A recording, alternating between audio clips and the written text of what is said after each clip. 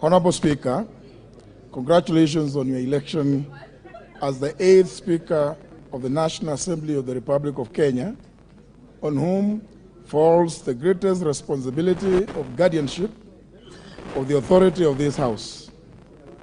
I do wish you well and commend that you submit to the will of the House. As you assume the office and embark on discharging the duties of the Speaker, I trust that you will find this set of past rulings by your predecessors most useful. Congratulations, Mr. Speaker.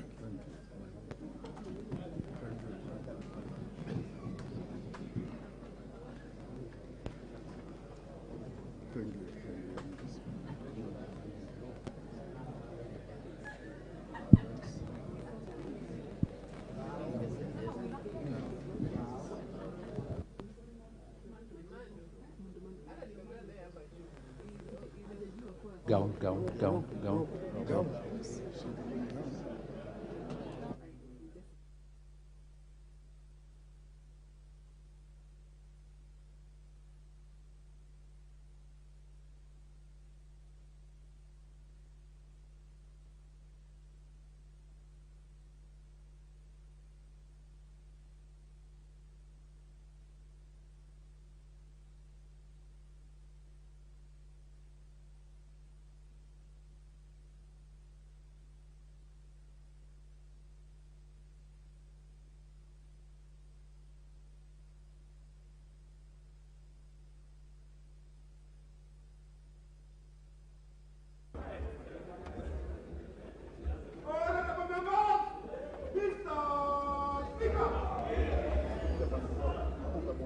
I want to go there.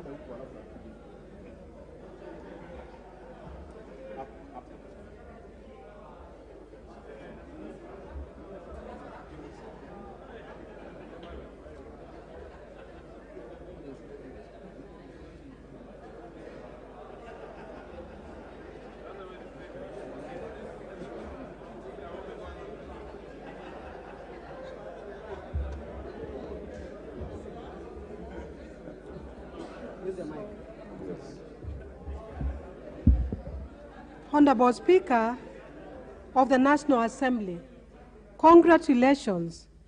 Please do take charge of your House now. Honorable members, the Honorable Speaker presiding.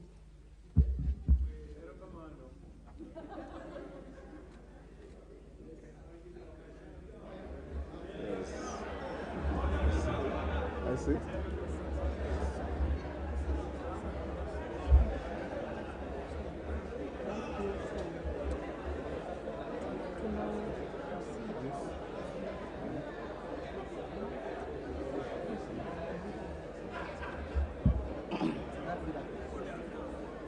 Order, honorable members. Order. Honorable members, the Clerk of the National Assembly, distinguished guests, ladies and gentlemen, I wish to express my heartfelt gratitude to the honorable members here assembled for the high honor that you have bestowed upon me by electing me as the Speaker of this august House. I accept and submit to your will, and I'm ready to serve as the 8th Speaker of the National Assembly since our independence. I commend all the citizens who expressed interest in becoming your Speaker by formally returning their nomination papers and laud the efforts of my worthy opponent in today's election, the Honorable Kenneth Otiato Marende, who also happens to have been one of my distinguished predecessors, having served as the 7th Speaker. My other distinguished predecessors include Sir Humphrey Slade, the Honorable Frederick Mbiti Gideon Mati, the Honorable Moses Kiprono Arap Keino, the Honorable Professor Kimetet Arap Ngeno, the Honorable Kausai Francis Xavier Olekaparo, and my immediate predecessor, the Honorable Justin Beda Njoka Muturi. I am internally humbled and extremely privileged to now occupy this hallowed seat. Honorable members, when I look at you and visualize the grueling campaigns you have all undergone, I must say that I am proud of all of you for ultimately making it to this house a dream for everybody. I commend you. I'm delighted to note that over 55% of members of the last parliament have been re-elected. Of this category, 24 of you served in the previous parliaments. Your re-election demonstrates the confidence that the citizenry has in the leaders that they elect to this house. Spurred by this, we should therefore be confident that if we are true to our oath or affirmation of office and responsive to the needs of our people who are sovereign, we will always be the people's house. Allow me at this point, honorable members, to single out and congratulate part of the leadership of the previous parliaments who have made it back to this house. These include the Honorable Aden Duale, who was the leader of the majority party in the 11th Parliament and the larger part of the 12th Parliament. My felicitations also go to the Honorable John Mbadi, the immediate former leader of the minority party, and his former deputy minority leader, the Honorable Robert Mbui. Permit me to, in the 10th Parliament. My congratulations also extend to the Honorable Emmanuel Wangwe, the immediate former majority whip, the Honorable Junet Mohammed, the immediate former minority party whip, and the Honorable Jessica Mbalu, a former member of the Presidium. I welcome you back to the service of this House. Honorable members, the National Assembly of the 11th Parliament had 68 female members. That number increased to 76 in the last Parliament. Today, this 13th Parliament has seen the number rise to 82, with 29 women having been elected to represent single-member constituencies. This increase is a significant step towards achieving the aspiration of the gender parity in representation as desired by our 2010 Constitution. I wish to single out the Honorable Millie Odhiambo, who is now serving her 4th consecutive term. I salute you, Member for Suba North, for your resilience and continued service to our nation. Particular mention also goes out to the Honorable Lynette Toto Chepkorir, member for Bomet County, who at the age of 24 is the youngest member of the 13th Parliament. Mheshimiwa, you are a great inspiration to the youthful leaders of this country, and we wish you well. I'm also reminded of the premium that our society now places on the leadership qualities of persons living with disabilities when I see seated in this chamber the Honorable Timothy Wanyonyi WETANGULA, my young sibling and a leader in his own right.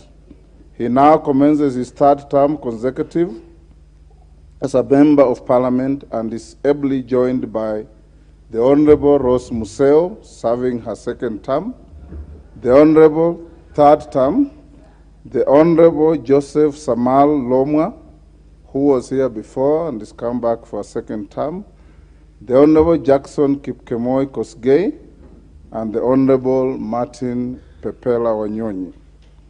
You are a great inspiration and a beacon of inclusive leadership in our great country despite the odds.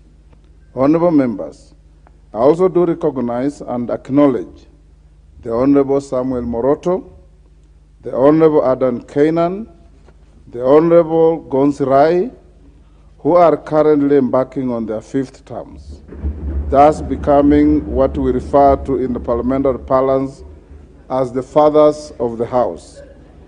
Their parliamentary experience shall enrich the deliberations and output of this House. Honorable members, for those who served in the 12th Parliament, you will recall that the standing orders were reviewed before the final adjournment of the House. Notably, the standing orders now allow for co-sponsorship of legislative proposals and bills by members. Members of this House shall also be able to co-sponsor bills with senators and vice versa, where an unidentified member shall be in charge of steering debate on a Senate bill in this House. This, in my view, is a progressive addition to the procedures of the House. Honorable members, the revision of the standing orders in the 12th Parliament also increased the number of the committees of the House.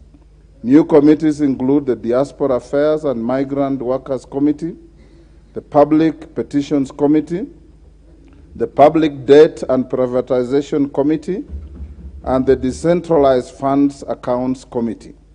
These changes and many others to the standing orders shall strengthen and streamline the workings of Parliament. Honorable members, my predecessor, the Honorable Justin Muturi, in his acceptance speech after being re-elected as Speaker for the 12th Parliament, undertook to implement a paperless system in the House. This was in line with the strategic pillar 4 of the Parliamentary Service Commission Strategic Plan 2019 to 2030 on the implementation of an e-Parliament by automating and digitizing all systems and processes. In this regard, I urge you all to be friends with the electronic gadgets in this House and in the committees. Honorable members, speaking of the Honorable Justin Muturi, what many of you may not know is that he's not just my predecessor. He was my roommate at the University of Nairobi, at the School of Law. He was also my classmate. He is my age mate and a long-time friend. We made our debut in Parliament together in the 7th Parliament. We were appointed earlier in our years as magistrates on the same date. Indeed, I do not know whether to call it fate, sheer coincidence, or maybe it's God's plan, but whatever it is, our paths in life have always met, and today they meet again. Indeed, although once in a while we have found ourselves in different political sides, our friendship with the Honorable Muturi goes back many years, and I'm therefore honored today to take over from my dear friend. Honorable members, the Honorable Justin Muturi shall be remembered for the great legacy and reforms he leaves behind, and you do not have to look further, just look around. Members who have previously served in this House can attest to this. Members of the 13th Parliament shall move into the new modern offices in the tall brown building you may have seen at the corner of the Parliamentary Square, a project that was well executed under Honorable Muturi's leadership. As the chairperson of the Parliamentary Service Commission, he has left behind an excellent and professional parliamentary service. His communications and rulings on various constitutional, practice, and procedural matters were landmark, novel, and rich in jurisprudence. I could go on, but all I can say, he did a great job for this House and this country. Honorable members, I am particularly honored that for the first time in the history of Parliament, the Honorable Justin Muturi has also set a precedent through a symbolic and formal handover process that you just witnessed when I was declared the Speaker. This is not only honorable, but it is an act that shall remind us for a long time of his great leadership style. The symbolic handover process by a Speaker should indeed be part of the traditions of this House, and it is a practice we should carry on. Having said this, join me now in applauding the former Speaker of this House, the Honorable Justin Muturi. Thank you. Honorable members, the author Gary Levy, in the book Speakers of the Canadian House of Commons, notes that presiding officers in the Commonwealth customary relinquish their right to participate in debates. Put differently, despite the title, a speaker does not speak but allows members to speak. and presides over debate in the House. I'm aware that the Constitution precludes the Speaker from voting on any question proposed for decision in the House. But as your Speaker, I'll let my work speak for me. Honorable members, in this 13th Parliament, I undertake to prioritize two key issues. These are enhancing public trust in this House and the institution of Parliament, and nurturing and upholding comity between our two houses and between the National Assembly and other arms of government, with particular attention to our judiciary, which has often appealed for reasonable consideration by the legislature. Honorable members, the Constitution states that the authority that has been assigned to you and I under oath is a public trust. Hubert Humphrey, the 38th Vice President of the United States of America, is quoted to have stated that, I quote, "Anyone who has ever been elected to public office understands that one commodity above all others, namely the trust and confidence of the people, is fundamental in maintaining a free and open political system." In assuming our respective offices in this House, we are under a constitutional obligation to discharge our mandate in a manner befitting the offices that we have been entrusted to hold. As your Speaker, I undertake to strengthen public trust in the institution of Parliament.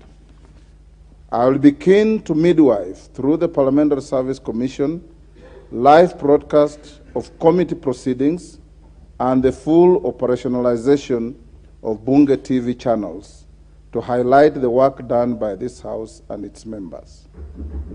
In addition to the live broadcast of chamber proceedings, I will support efforts to further actualize the provisions of Article 119 of the Constitution on petitions made to the House by adequately facilitating the work of the new Public Petitions Committee. To my mind, ensuring meaningful access to the House will, like a transparent glass, make Parliament more visible, disrobed of the mystery that people might perceive of its processes. Honorable members, my second assurance to this House is that I will actively maintain committee with other constitutional bodies, promote consultation, and cultivate healthy relations with the bounds of our Constitution, within the bounds of our Constitution and our governing statutes. In the exercise of our oversight functions over state offices and public bodies, I will strive to ensure that all material information necessary for the work of Parliament is availed in a timely fashion by the persons in the National Executive ultimately responsible to this House. I shall strictly enforce the requirement enshrined under Article 153, 3 and 4 of the Constitution, which requires Cabinet Secretaries to attend before the committees of the House to exhaustively answer questions and give full and regular reports on matters under their control. Honorable members, indeed, as some of you may be aware, I served in this House as a member, as from the 7th Parliament, and I therefore fully understand what it is to be one of you. I have also been a senator, and hence I also fully understand what it is to be a sibling brother.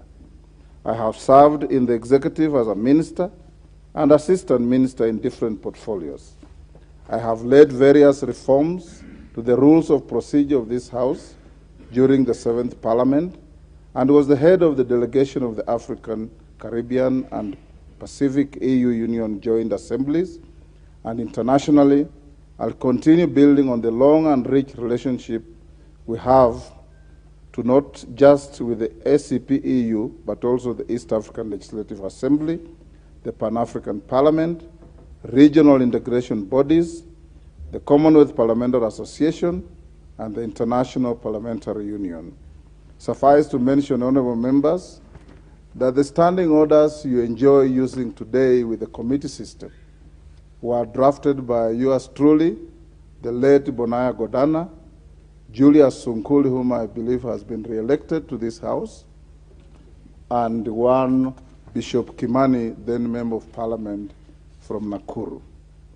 Honorable members, I have worn many hats, but one of the greatest leadership lessons I carry with me to date is that a leader is a servant of the people. I live by the great words of the 22nd and 24th US President, Grover Cleveland, who served between 1885 to 1889 and 1893 to 1897, who once said, and I quote, "Office holders are the agents of the people, not their masters." These words always ring true to me, and hence moving on, I will be your servant and your agent. My eyes shall be keen to see and listen to all of you. My office will not be an ivory tower, it will be accessible to all of you. Understand to be impartial and promise to see to it that you are able to effectively discharge your constitutional mandate. I am fully confident of building on the past successes of this House and charting new paths that will lead us to more glory and maintain this House as the pride of all Kenyans. Honorable members, I wish to inform you that the National Assembly has organized an induction retreat for all members of this House, which will take place from 18th to 24th September 2022 at a venue to be communicated in due course. This retreat will be a great opportunity for you to thoroughly acquaint yourselves with your mandate, parliamentary processes, and the secrets and tools that will give you a head start as in serving your electorate. I encourage you to attend all these sessions. Honorable members, I wish to commend the acting clerk of the National Assembly and her able team of officers for the successful conduct of the pre-swearing-in orientation last month. The acting clerk has informed me that more than 95% of the members turned up for this exercise. This is a clear sign of your passion to discharge your constitutional mandate, and I encourage all of you to maintain that enthusiasm to serve our people. Honorable members, as I conclude, I unequivocally submit myself to the collective will of this House and reiterate my singular desire to serve with the impartiality, fidelity to the Constitution and the laws of this land, our standing orders, practices, precedents, and traditions of this House. I thank you all. God bless Kenya. God bless our Parliament. Honorable members, I now direct the clerk to read the next order and proceed with the steps necessary for the election of the Deputy Speaker. Thank you. Order number 4, election of the Deputy Speaker.